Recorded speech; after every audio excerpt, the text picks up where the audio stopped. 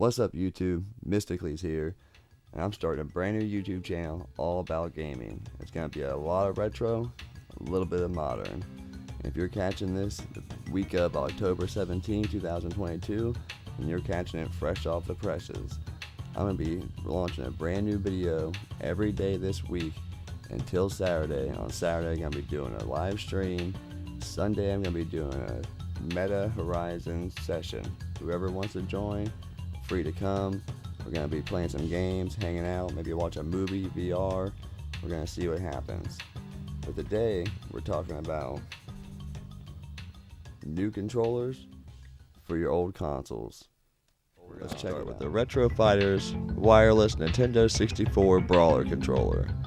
Not a whole lot going on here for packaging, but as long as the money went back into the controller, that's okay. Out of the box, you're going to get the controller, some paperwork, a USB-C charging cord, and the receiver for your console. And the receiver is also where your memory card goes for this controller, which is awesome. It is a lot better than having the memory card stick out of the back of the controller, like the classic N64. Retro Fighters has many different colors for this line of controller. I think the only one that matches any of the original consoles is the smoke, but I could be wrong about that, and it'll probably change going into the future.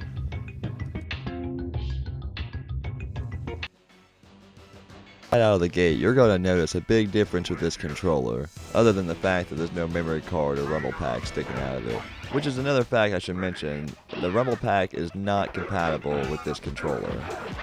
But you got dual Z's with this controller. You got one on either side, you can choose. It's a little weird at first, but you definitely quickly get used to it.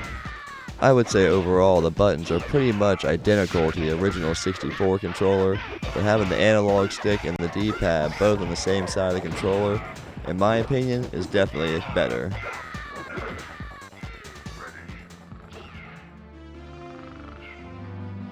Course of this video, I'm going to be showing 3 examples per controller of different games that sort of highlight the pros and cons of each one of these controllers. And one of the pros for this controller is definitely its analog stick. This thing is soft and smooth. You're not going to get any more blisters using this controller. Really, the only thing bad I can say about this controller is its battery life. And don't get me wrong, if you charge it, you're going to be able to play all night, no problem. But it's not the type of controller you can charge and come back to in a week or two and be able to pick it up and start playing again. You're going to have to charge it before use. All in all, after using this controller for about 6 months, I would say it's a solid controller, and it's quickly becoming my go-to whenever I go to play my 64.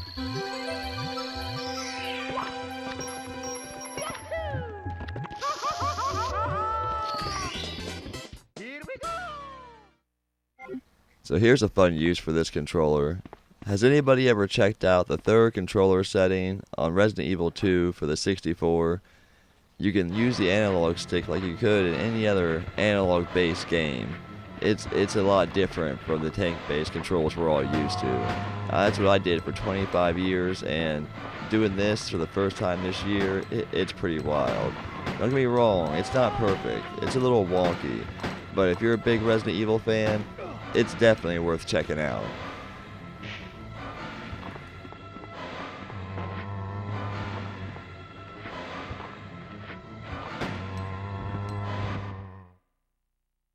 Up next, we're going to look at the 8-bit DOE wireless Super Nintendo controller. And like with the Retro Fighters controller, there's not a whole lot going on here with packaging, but it definitely went into the controller on this one. Out of the box, you're going to get the controller, the receiver, some paperwork, and your charging cord. And the cord for this controller and all the rest on this list are a micro USB. I'm not showing any of the cords here on screen because I have them plugged in elsewhere, but trust me, you do get them. Now, unlike the last controller, this controller is pretty much a spec match of the original Super Nintendo, and that's not a bad thing. The buttons are nice and clicky, bumpers feel good, D-pad feels like you took it right out of a Super Nintendo controller. It's definitely a bit heavier than the original Super Nintendo controller, but that's okay, it doesn't affect gameplay at all. And this controller and all the rest on this list are 2.4 gigahertz wireless signal. Once again, I had no connectivity issues or latency issues with this controller. Fact about the 8-bit DOE and Retrobit controllers on this list, they all work with the Retron 5. Probably other Retrons and clone consoles as well. The Retron 5 is the only one I have and was able to test it on. But it's awesome. Being able to sit back on the couch with your friends, 55-inch screen, playing Super Ghouls and Ghosts. I mean, you can't beat it.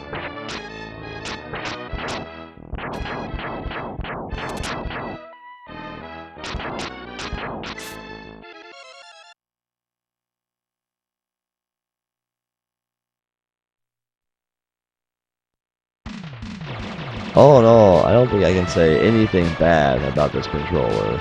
I would have to say its best thing is its battery life. Unlike any other controller on this list, you can charge this thing once a month. And I don't play that often, but this thing never lets me down. I barely charge this thing. Any other one on this list, even though I don't even play very often, I still have to charge it before use. Which, the controller is still worth it, obviously, but it's definitely an inconvenience.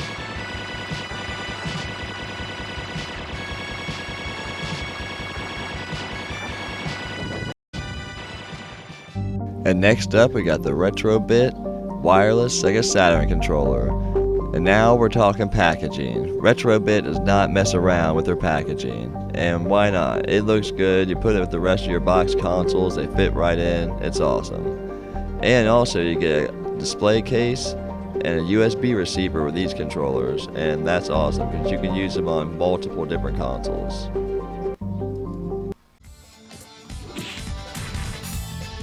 So right off the bat, you're going to notice this controller is a little bit different design from the original Saturn controller. It's a little bit smaller, a little bit more ergonomic design, probably fits everybody's hand a little bit better. The buttons feel good. No complaints with the buttons. Bumpers feel good. D-pad's okay. I'm not gonna say it's great. It's hard to compare to the original Saturn controller's D-pad. Probably the best D-pad ever made, but it's definitely good. Not knocking it.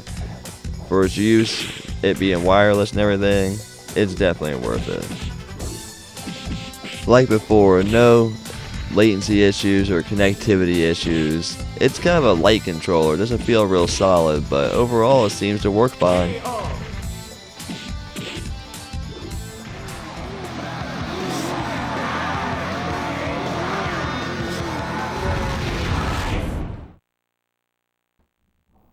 Check this out, guys. This is a real-time load time right here. The Saturn, it wasn't known for its fast load times.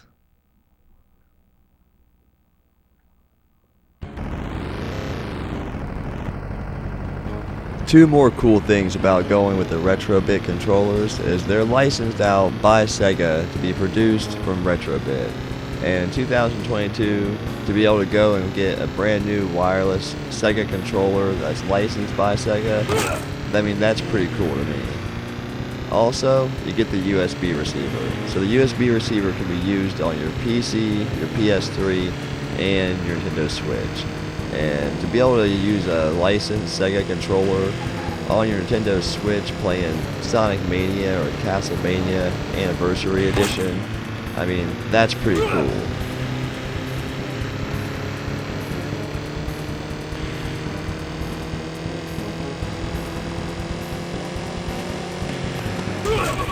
The thing that's worth mentioning was if you were going to go to replace your Sega Saturn controller nowadays, it's not really too much of an investment to go and get one of these. I think it's like $35 on Amazon. All of these controllers can be found on Amazon for I think $35 or less.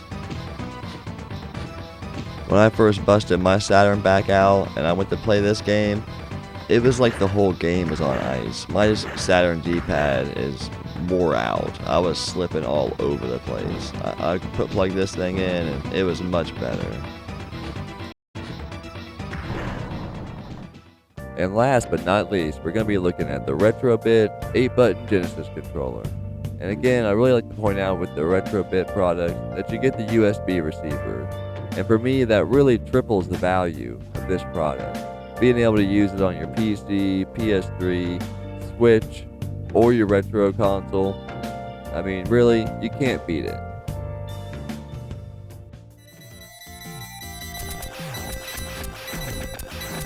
Now this one definitely feels a bit closer to its original design.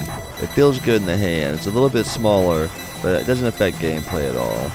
D-pad, buttons feel great, nice and clicky, responsive, no problems there. I actually like the Genesis controller a little bit better than the Saturn controller when it comes to Retrobit. Not that the Saturn controller is bad at all, I just feel like the Genesis controller fits my hand a little bit better. Whenever I go to play Castlevania or like Streets of Rage on my Switch, I'm definitely reaching for the Genesis controller over the Saturn.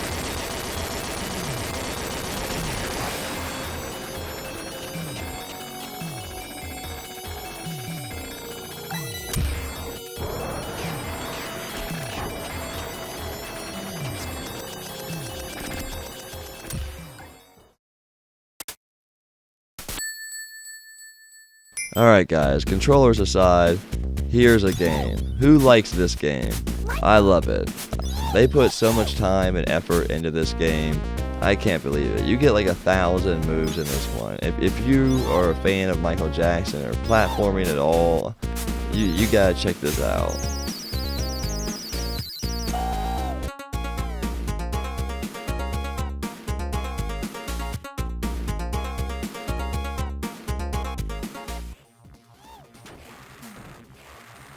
Now that we're nearing the end of our video, I'd like to speak in overall terms of quality for these controllers.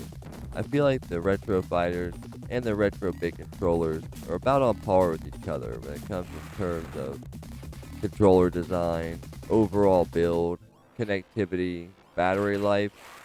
They're all good. Now the only issue with any of these controllers is the battery life.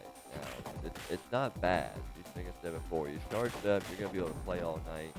If it does die while you're playing, these things charge in like 10-15 minutes, at least enough for you to get a couple more hours of use out of it. And I really didn't feel like it's a major flaw. If I had to choose an overall winner here, it's definitely the 8-bit controller. That thing is built solid, but feels great. D-pad feels great. Battery lasts all month long.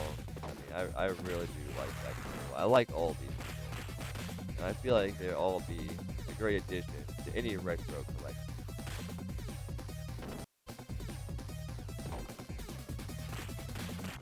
So thanks for coming along while we check out a few of the modern controllers I've picked up over the last year and a half or so for my retro collection.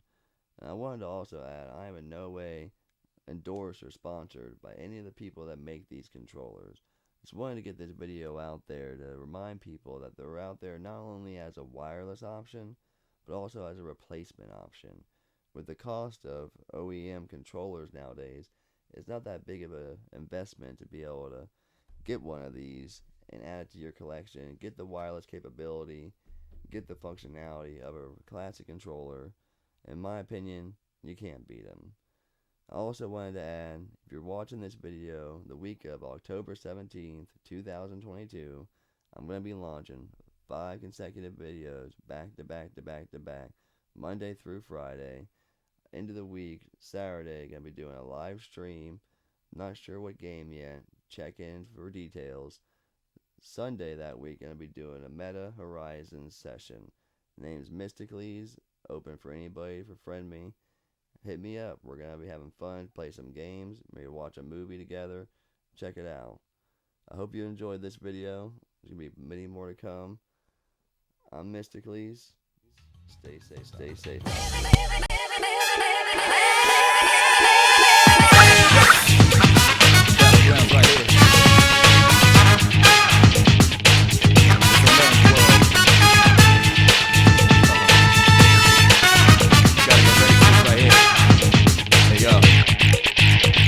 Fears awake and the beast loud, face reality, never be charity. The enemy, your buddy, covers all society. Damn right, mommy's not here, gonna fight all night. Right here, shadow 10 o'clock direction. Seize the moment, destroy the nation. You run slow motion,